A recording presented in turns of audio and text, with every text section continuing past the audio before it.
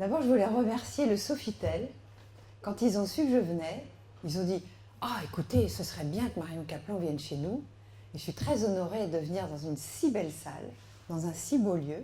On a fait un spa ce matin, on s'est régalé, parce qu'il y a un luxe dans cet hôtel et dans ce spa qui est avec des techniques très précises. On a envie d'y rester toute la journée, quoi. Donc vraiment merci à cet hôtel de nous accueillir. Et vous, merci beaucoup, parce que je sais qu'il y en a qui ont des enfants, c'est vendredi soir. Je ne crois pas que vous travaillez le week-end? Non? Hein? Oui. Mais bon, donc vous prenez sur votre temps, vous êtes fatigué de la semaine, tout le monde travaille, il y a ceux qui sont à la retraite, mais bon, c'est l'heure du dîner, donc je vais vous parler d'alimentation. Et ceux qui me connaissent savent que je vais peut-être en choquer beaucoup, parce qu'il y a des choses auxquelles vous tenez que je vais vous encourager à éviter. Et ce que je vais vous apporter ici, c'est, je vais avoir 63 ans, dans très peu de mois. Merci. Et j'ai passé ma vie à essayer de comprendre ce que c'était que l'état de santé, pourquoi on était malade.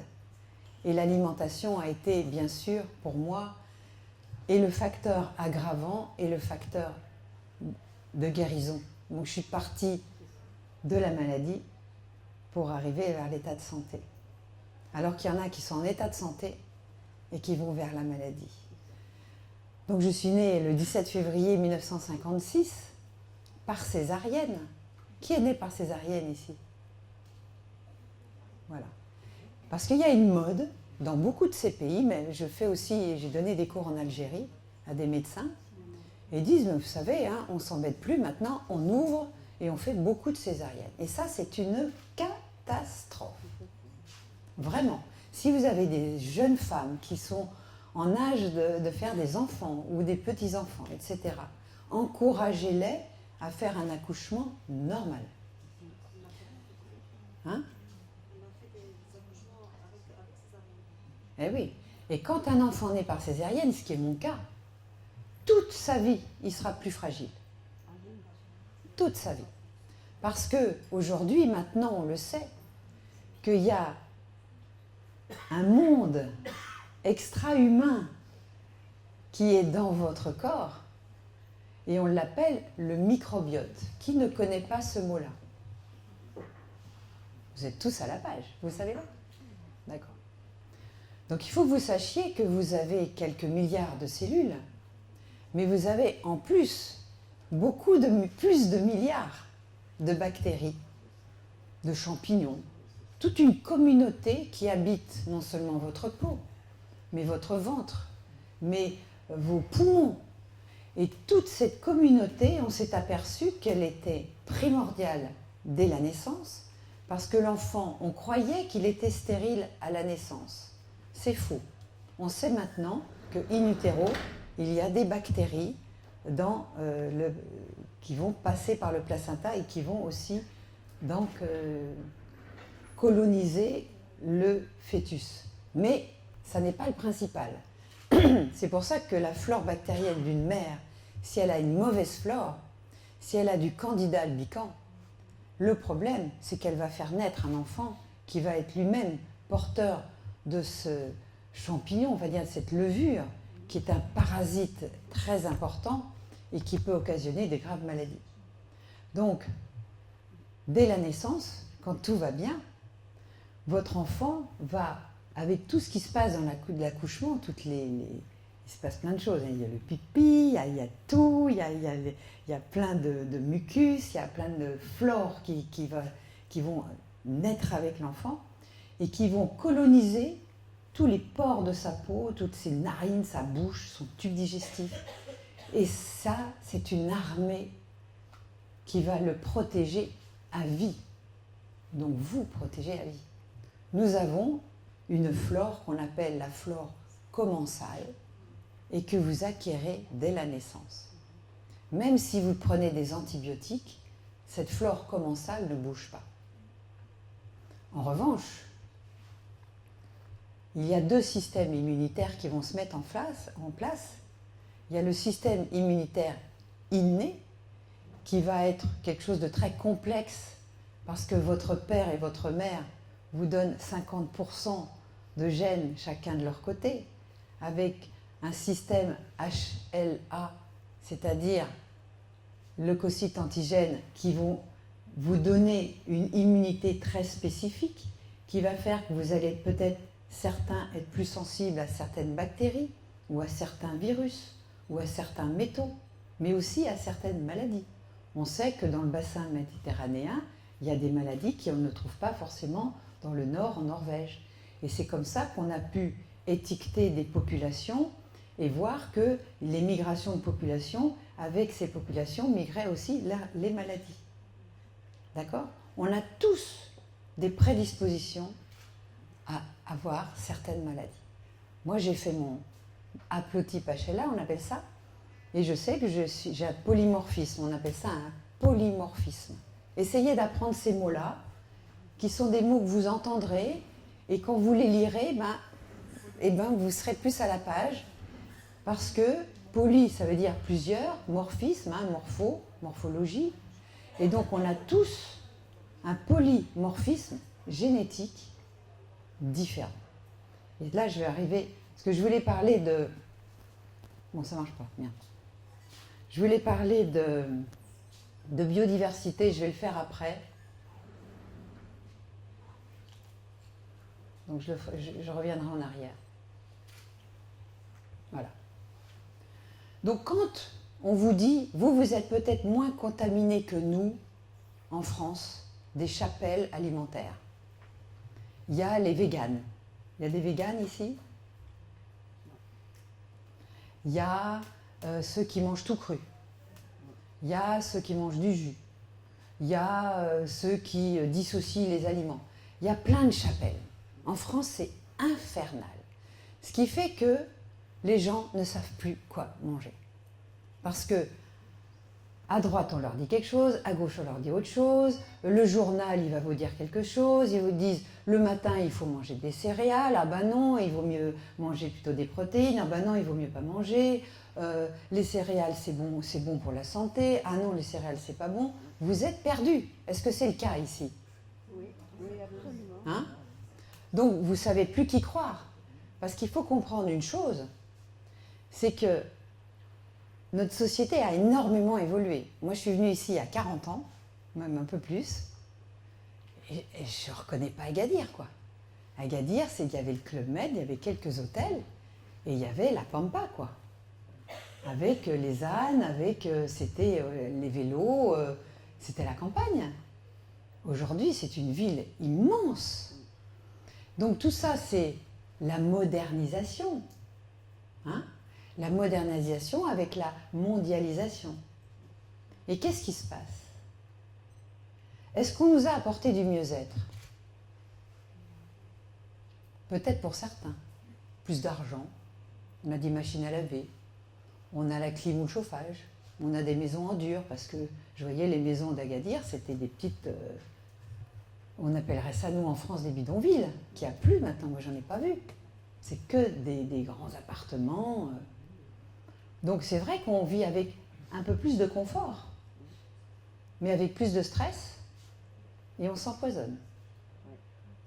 Parce que ce modèle américain, je suis désolée de le dire, il y a sûrement des Américains dans l'hôtel, mais ce modèle américain a contaminé la planète.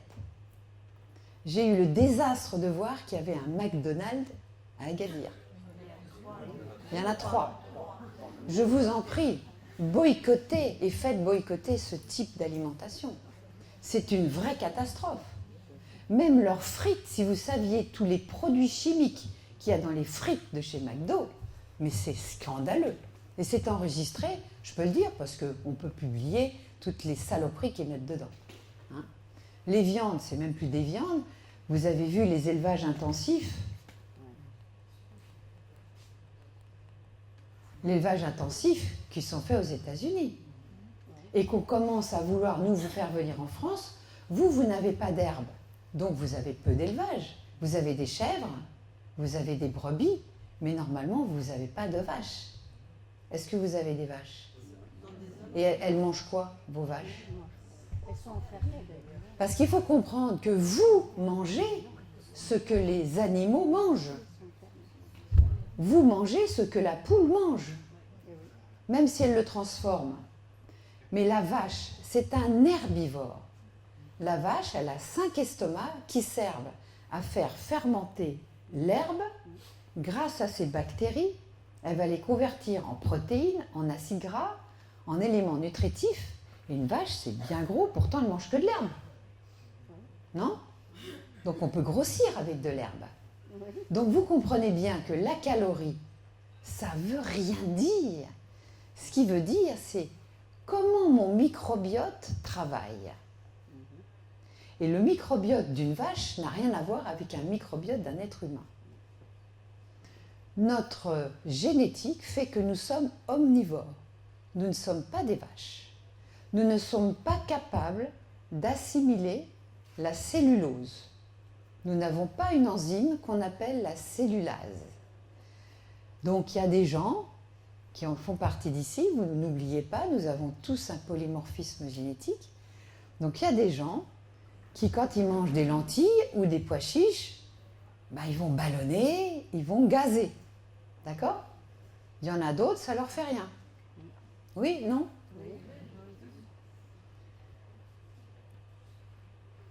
Ces céréales, ces légumineuses, sont très compliquées à assimiler par l'être humain. Parce qu'elles, dans la nature, c'est manger et ne pas être mangé. C'est une histoire de prédation. La gazelle, elle ne veut pas être mangée par le lion. Donc on lui a donné des défenses de courir très vite. Mais les loups, eux, ils savent travailler en communauté, ils sont en solidarité, ils savent faire des plans de chasse et arriver à leur butin parce qu'ils ne sont pas assez forts pour certains gibiers. Nous sommes les plus grands prédateurs de la planète et on sait tout manger, quoi. Et quand on va dans un endroit, ce qui était le cas des chasseurs-cueilleurs, pêcheurs, eh bien, quand ils étaient dans une zone, ils allaient chasser le petit gibier, ils mangeaient les herbes qu'il y avait, les racines, les tubercules, les champignons. Donc ils marchaient et ils couraient. Les femmes allaient chercher les brindilles, elles avaient aussi beaucoup de travail. On n'était pas sédentaires. Un grand problème aujourd'hui, c'est la sédentarité.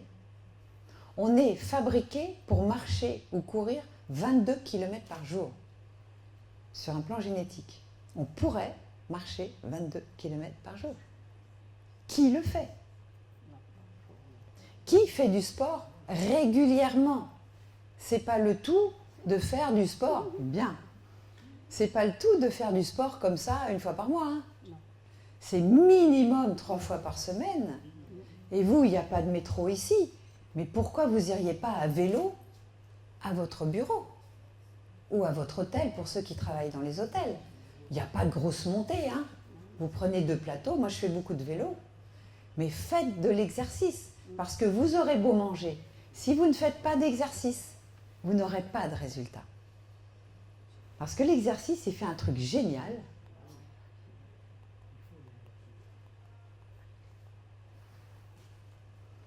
Ces fameuses mitochondries, qu'est-ce que ça fait quand vous faites de l'exercice? Les mitochondries, ce sont des bactéries. Et chacune de vos cellules, en fonction de là où elles sont situées, chacune de vos cellules contient entre 1000 et 10 000 mitochondries par cellule. Vous imaginez le petit monde qui est à l'intérieur de vous. Et c'est grâce à elles que vous convertissez ce que vous mangez, ce que vous respirez, en énergie qu'on appelle l'ATP. Vous ne fonctionnez que grâce à votre ATP. Et ces mitochondries, elles ont besoin de certains carburants. Je vous donne des trucs un peu pointus, parce que moi, je n'ai pas envie de vous donner des trucs classiques que vous connaissez. Ces mitochondries, elles ont besoin de certains minéraux très importants. Du fer. D'accord? Beaucoup de femmes sont carencées en fer. Qui fait son statut en fer quand on est jeune, au moins 1 fois par an? vous faites votre ferritine. Comme ça, vous voyez si votre statut est bon. Parce que tous les mois, les femmes perdent du sang et peuvent perdre du fer avec. Et si on manque de fer, la mitochondrie, elle ne marche pas. Mais si on a trop de fer, c'est pas bon non plus. Et c'est plus compliqué d'ailleurs. Et les hommes, souvent, ont trop de fer. Et surtout dans les bassins méditerranéens. Il y a une maladie qu'on appelle l'hémochromatose, qui est que le foie se charge en fer et ça peut dériver vers des cancers du foie. Donc c'est très important de connaître son statut en fer. Pour un homme, s'il fait son statut qu'il est normal, c'est pas la peine qu'il le fasse toutes les 5 minutes. En revanche, une femme, si elle perd beaucoup de sang dans ses menstruations, ou à son accouchement, ou à d'autres épisodes de la vie, eh bien, il va falloir qu'elle fasse son statut. Et rien qu'un manque de fer, vous êtes crevé, vous ne comprenez pas ce qui se passe. Et si vous ne faites pas les analyses, eh ben, vous aurez beau manger ce que vous voulez, être super connecté, manger des graines germées, manger des choses très bonnes pour votre santé, ça ne marchera pas. Un autre minéral hyper important, le zinc. Le zinc, il est très compliqué à trouver dans l'alimentation. On le trouve dans les bigorneaux en grande concentration, on le trouve dans les huîtres. Est-ce que vous mangez des huîtres ici? Mais il y en a très peu dans les poissons. Et il y en a très peu dans les végétaux, surtout il est très peu biodisponible dans les végétaux. Donc je conseille pareil aux gens de faire leur statut en zinc. Je ne sais pas si vous faites des analyses au Maroc pour ces genres de choses. Oui? Donc ça, faites votre statut en zinc pour voir où vous en êtes. Ensuite, il y a les vitamines du groupe B. Alors les femmes qui attendent des enfants ou qui vont avoir des enfants, on sait qu'il y a un acide qu'on appelle l'acide folique, la B9, est primordial. Sinon, elles vont faire des enfants qui ont des gros problèmes ou qui peuvent être handicapés si elles manquent de B9. Mais il y a aussi toutes les autres vitamines du groupe B, car elles font marcher non seulement vos mitochondries, votre système nerveux, tout est important. Pourquoi je vous dis ça? Parce que il suffit qu'il nous manque un minéral, une vitamine, d'une façon chronique, parce qu'on mange souvent les mêmes choses. Et si on est dans un statut où on va manquer d'un minéral ou d'une vitamine, cet appauvrissement de cette vitamine va devenir une carence sévère. Et là, quand on est dans une carence sévère, c'est beaucoup plus compliqué pour que l'organisme réabsorbe et reprenne ce minéral ou cette vitamine. Quand il en manque juste un petit peu, en supplémentation, avec certains compléments alimentaires, ça peut marcher. Mais quand on arrive dans une carence grave, des fois on n'arrive même pas à remonter le statut. Il faut des fois faire carrément en intraveineuse, parce que la micronutrition, il y a la nutrition et la micronutrition. Parce qu'aujourd'hui, nos aliments ne sont plus suffisamment riches en nutriments. Ils sont riches en calories et ils sont pauvres en nutriments.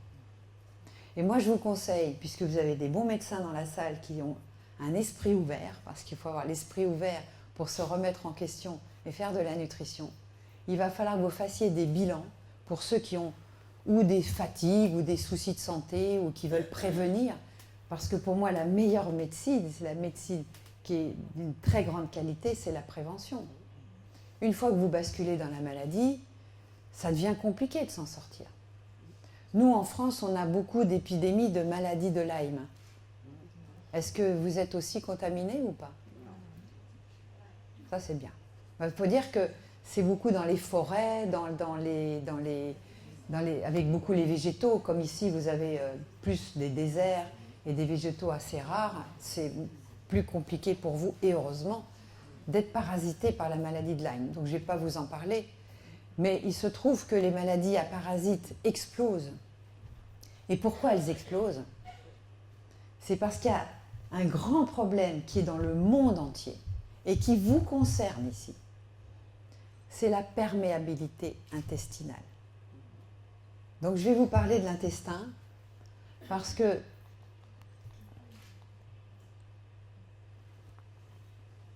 c'est le garant de votre santé.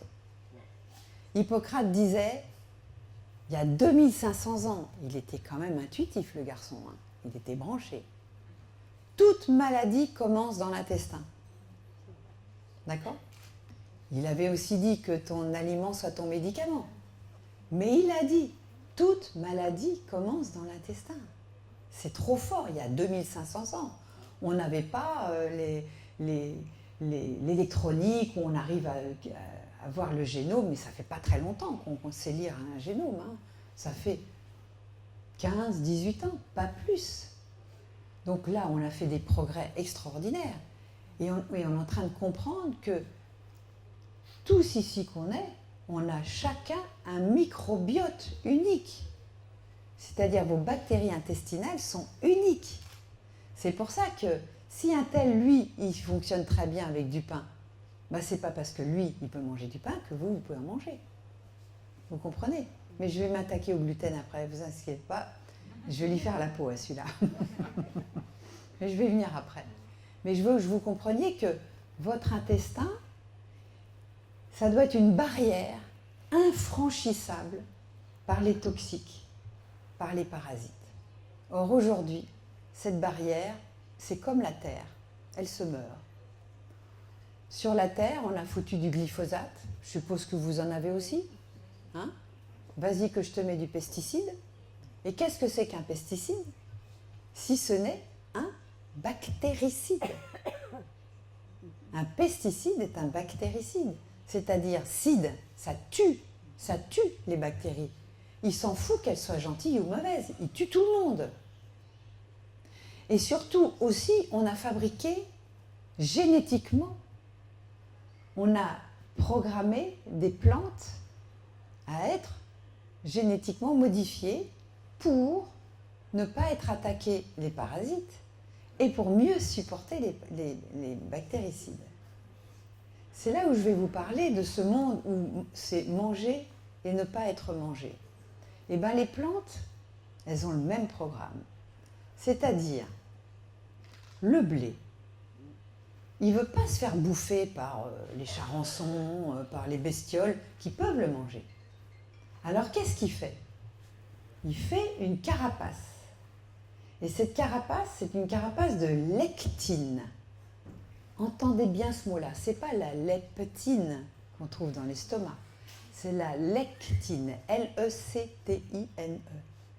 La lectine est, on va dire, le bouclier des lentilles, des pois chiches, du blé, du seigle, de l'orge, des céréales en général et des légumineuses qui ont une coque un peu dure pour se protéger. Quand ils fabriquent un OGM, ils fabriquent des lectines encore plus costauds. Et qu'est-ce qu'elles font, ces lectines? Elles attaquent votre intestin. Elles font des trous dans votre intestin. D'accord? Et donc, on peut voir, par exemple, qu'on commence à avoir des gros problèmes de perméabilité en faisant une analyse. Je ne sais pas si on la trouve au Maroc, mais il y a des laboratoires belges qui le font. On peut enlever, envoyer en chronopost avec des trucs de congélateur dedans. C'est la zonuline. On le trouve, on le cherche ici ou pas? Non. La zonuline est un marqueur qui a été découvert par un professeur de Harvard qui s'appelle Alessio Fasano, il est italien d'origine, et lui-même, il n'était pas forcément branché là-dessus, et il a découvert, en faisant une étude systémique sur ces problèmes intestinaux et le microbiote, qu'il y avait un marqueur, cette zonuline, qui, quand il y avait une perméabilité, était beaucoup plus élevée. Et cette zonuline, c'est un peu la clé de votre muraille.